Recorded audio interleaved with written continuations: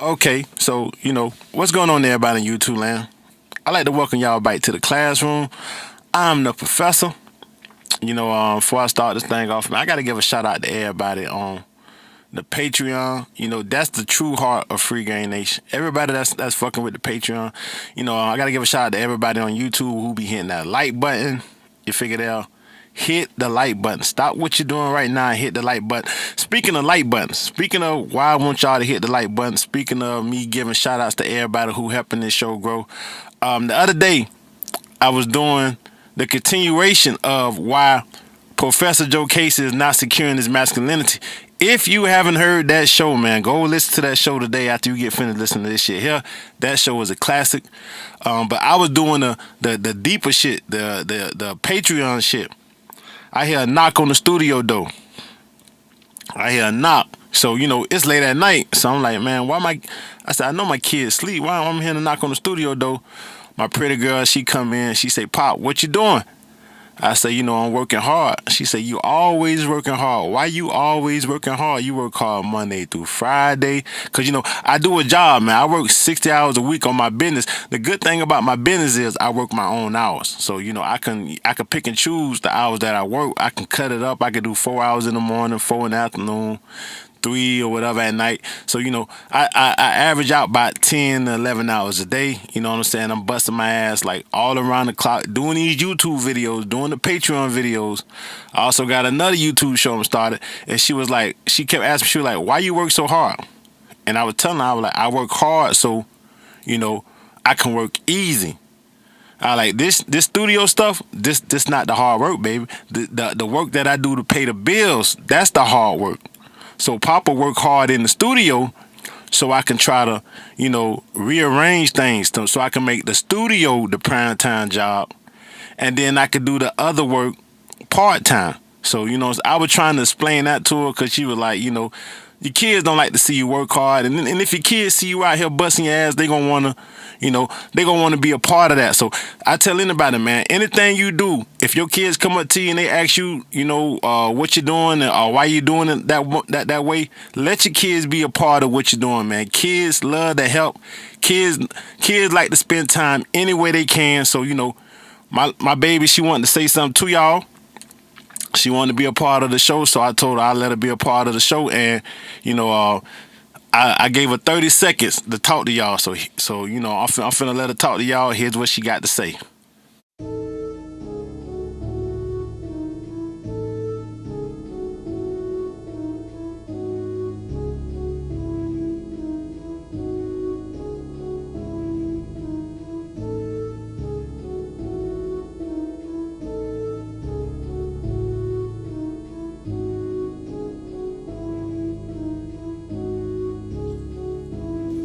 I'm a pretty girl, just a bad little baby.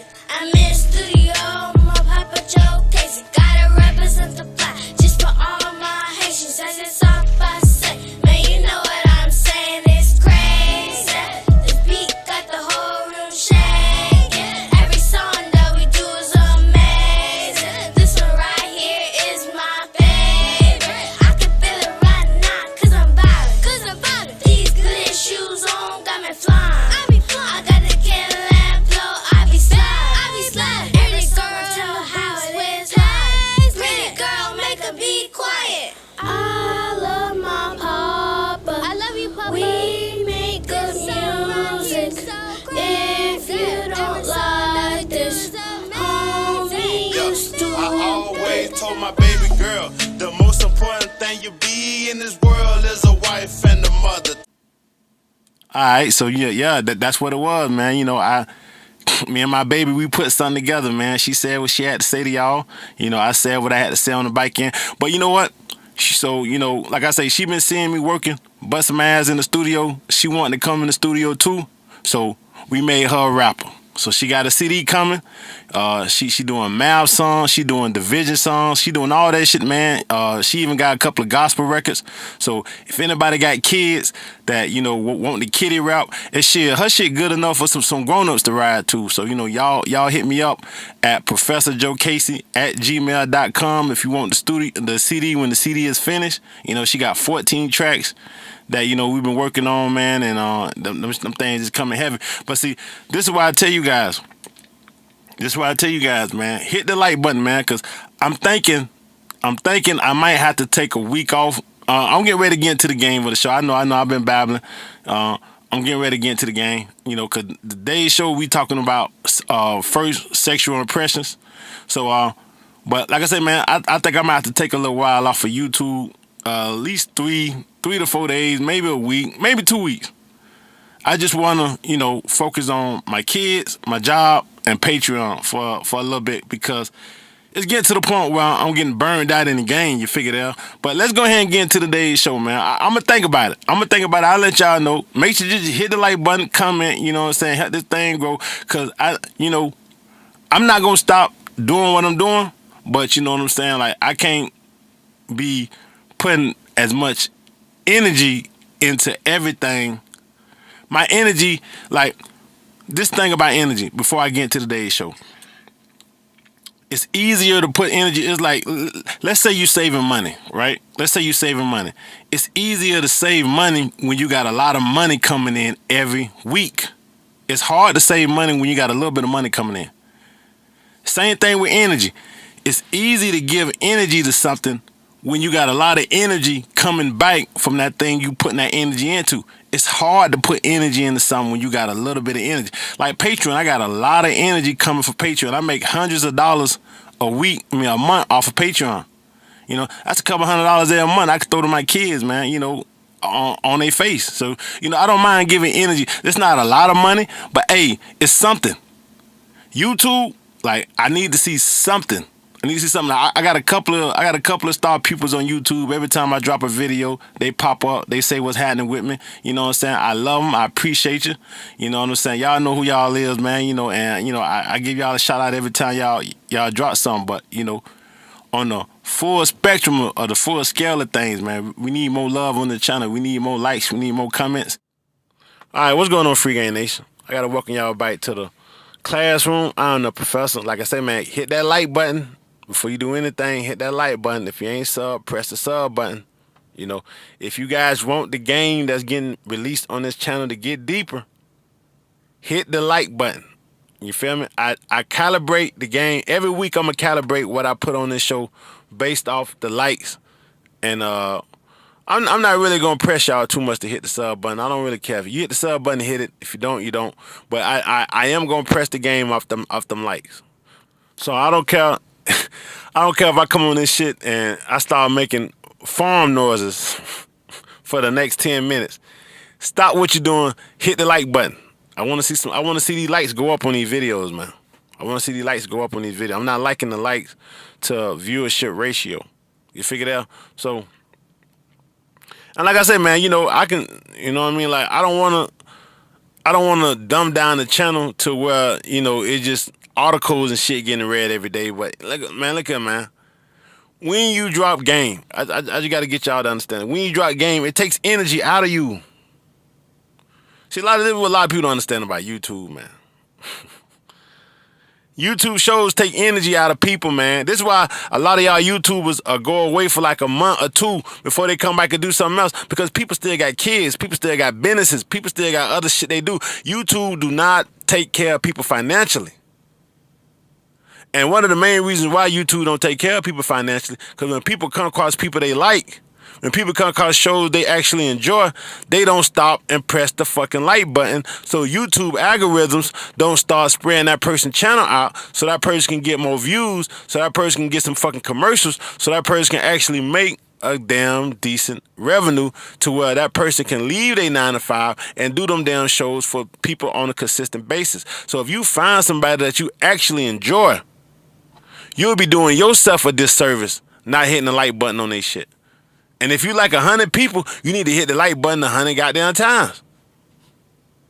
If you want that YouTuber to stay doing, see now me, I'm gonna do what I gotta do regardless. Even if I only gotta do it for Patreon, I'm gonna do what I gotta do regardless. So like I say, man, if you guys start hitting the like button, you guys start helping the channel grow like you need to grow, then you'll get a shit ton more game on the YouTube. You'll get free Patreon shows every once in a while on the YouTube. You'll start getting $100 giveaways on the YouTube. I believe in returning the energy that's getting returned to me. You motherfuckers don't like to return that energy. That's the problem. That's the fucking problem. Y'all got to return the energy, bruh. You figured it out? So hit the like button, man. Damn. Hit the goddamn like button. Okay, so now I did a show the other day.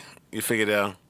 And I was talking about why dudes shouldn't be trying to rush females into sex. And I was trying to talk about why building familiarity is important. Now, you'll never hear no other dating coach or nobody else in the game tell you building familiarity is important. But you're going to hear it from the professor, because the professor wants you to keep the females that you hook up with in your rotation. The professor don't want you losing females, especially if you come across a good piece of pussy. The worst thing can happen to a man, because it's so hard to find a good piece of pussy. I'm talking about a pussy that ain't got no kind of smell to it, a pussy that got that good grip to it, a pussy that has a flawless body and a flawless face attached to it. You don't want to come across, and a pussy that come with some money. So now she got the body, she got the face, the pussy smell good, the pussy gripping, the ass is fat. She got the whole fucking package, and she let you fuck her. You do not want that woman regretting the next day that she gave you some pussy. You don't want that woman turning away, leaving the situation, trying to forget that she ever fucked you.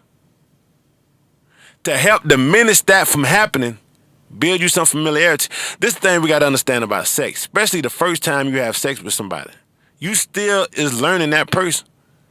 You don't know. See, a lot of guys don't have enough game to know what they in for the first time they have a sexual encounter with a woman. A lot of guys always fuck up. A lot of females will tell you, man, if you guys got any good female friends, they won't even count those guys. If a woman don't fuck you 2 times, she not going to count you on her body count.